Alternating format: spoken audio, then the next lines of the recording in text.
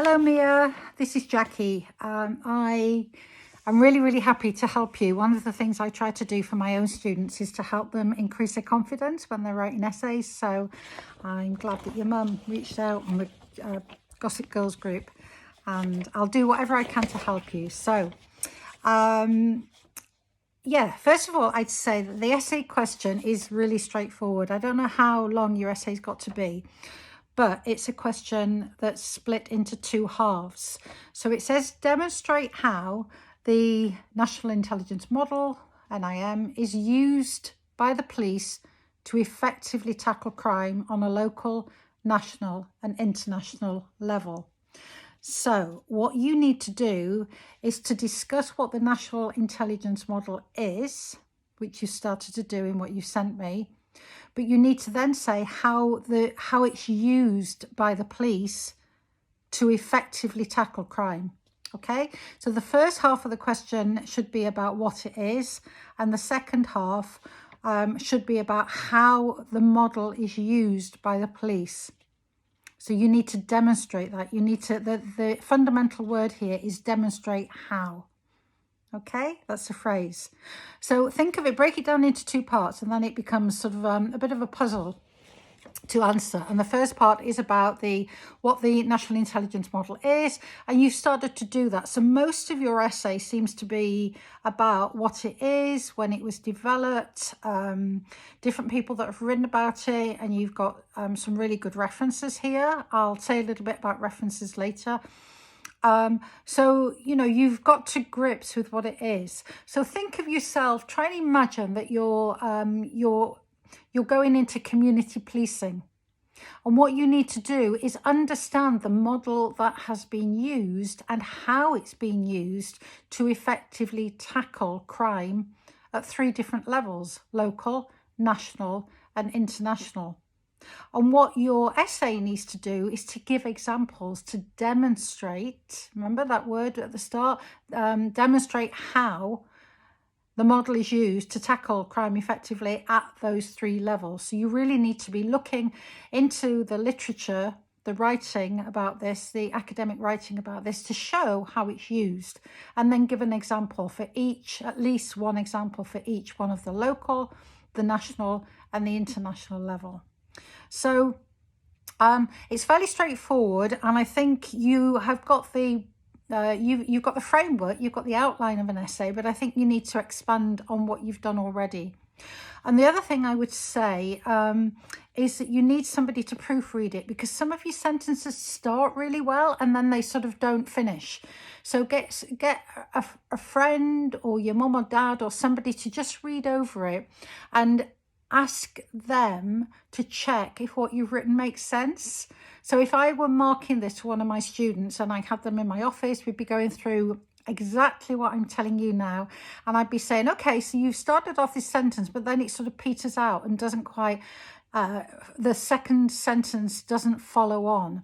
So it's something you'll learn, and if you learn it now, you'll start to get better at it. Essay writing is it's a bit like a formula. I was talking to my daughter-in-law earlier today, who's a speech and language therapist, and we were talking about language, and she was telling me about how hard she found essays when she started writing them.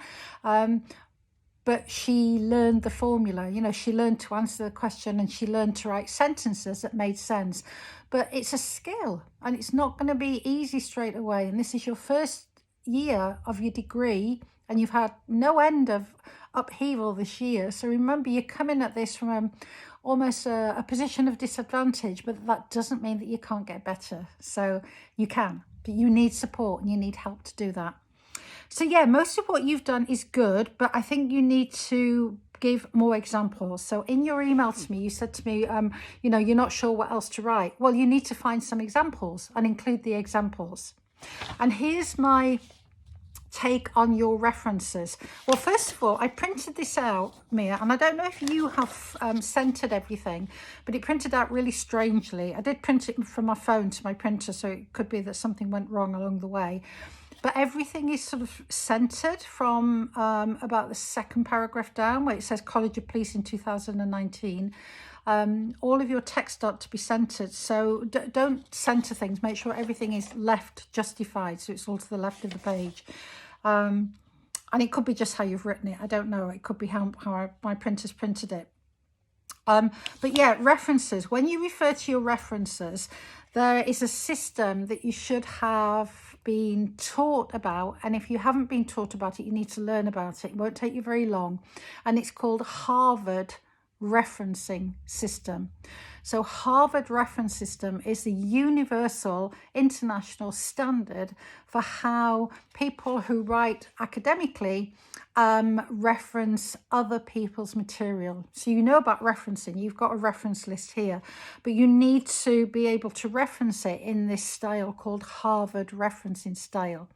So see if you can find something yourself. You should have something in your university library. If not, just Google Harvard Referencing and it will give you an example of how to reference other people's material. So for example, you don't need to say retrieve from Google Scholar. Okay, if you found it in Google Scholar, that's fine, but the actual reference that you've got for the last one, for example, is journals.sagepub.com and then a DOI and lots of numbers and letters. That's the internet reference, but the actual reference is, as you've got it there, International Journal of Police Science and Management, and you need to have the name before that.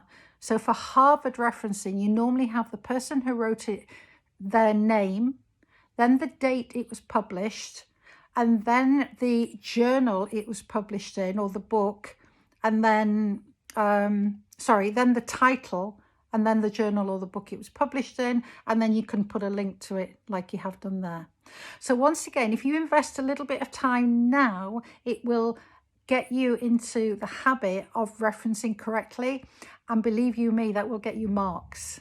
Right, so my students, when they referencing correctly in their first essays, I spent quite a lot of time telling them how to do it, and then the subsequent essays, the ones who listen, all start to get better marks.